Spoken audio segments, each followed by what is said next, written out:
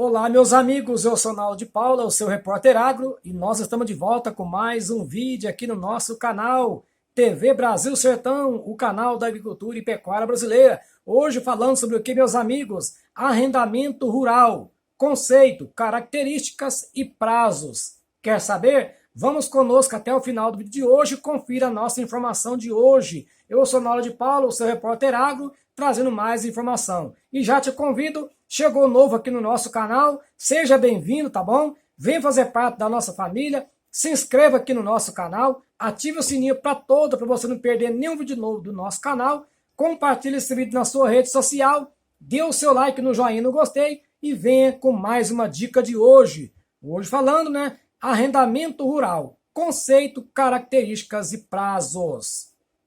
O arrendamento rural permite o uso temporário da terra para atividade agrícola, pecuária, agroindustrial, extrativista ou mista, mediante o pagamento de determinada quantia.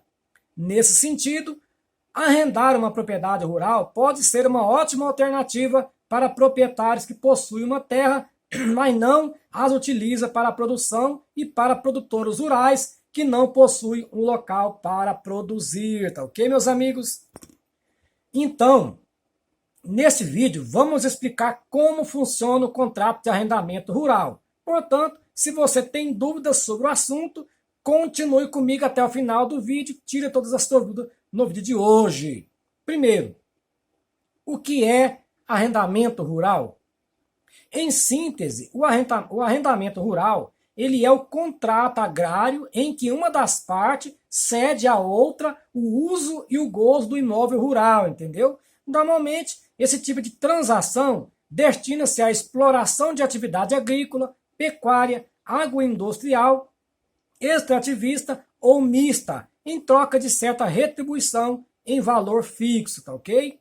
Nesse sentido, arrendar uma propriedade rural pode ser uma ótima alternativa para proprietários que possuem uma terra que não está produzindo, porém não quer vendê-la.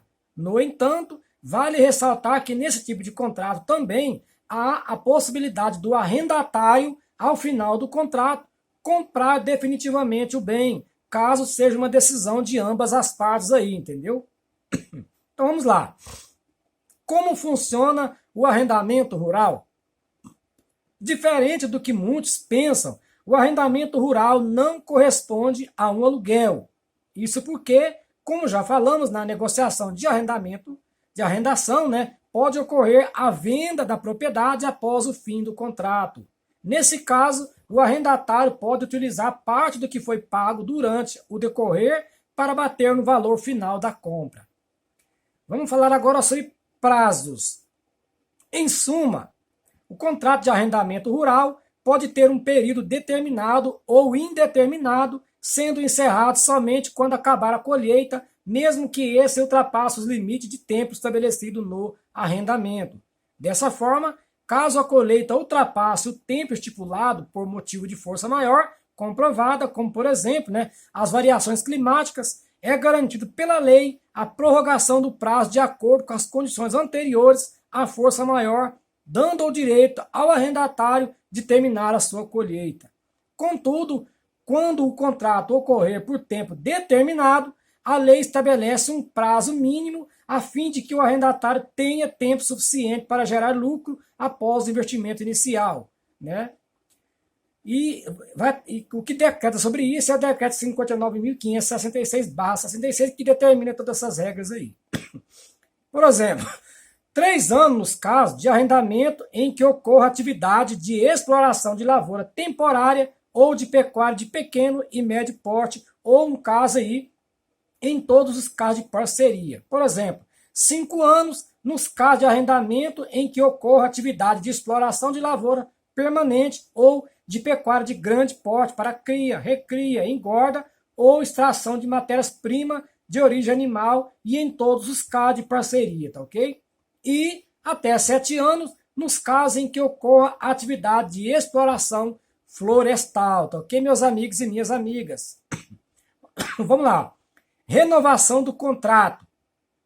Em resumo, caso o arrendador decida retomar o imóvel para explorá-lo diretamente, ou queira fazer o contrato com outro arrendatário, ele deverá enviar uma notificação extrajudicial 6 meses antes do final do contrato para o arrendatário atual. Caso contrário, o contrato renova-se automaticamente, meus amigos e minhas amigas.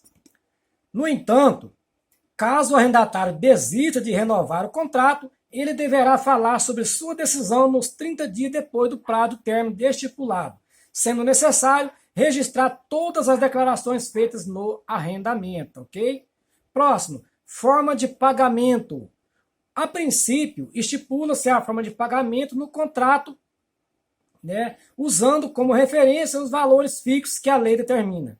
Assim sendo, o valor não pode ultrapassar 15% do valor atribuído ao imóvel com as benfeitorias, se o arrendamento for de um todo, no caso aí. Além disso, quando se faz o arrendamento de parte do imóvel, o valor a ser pago poderá atingir o percentual de 30% sobre o valor da propriedade, entendeu? Próximo, direito de preferência.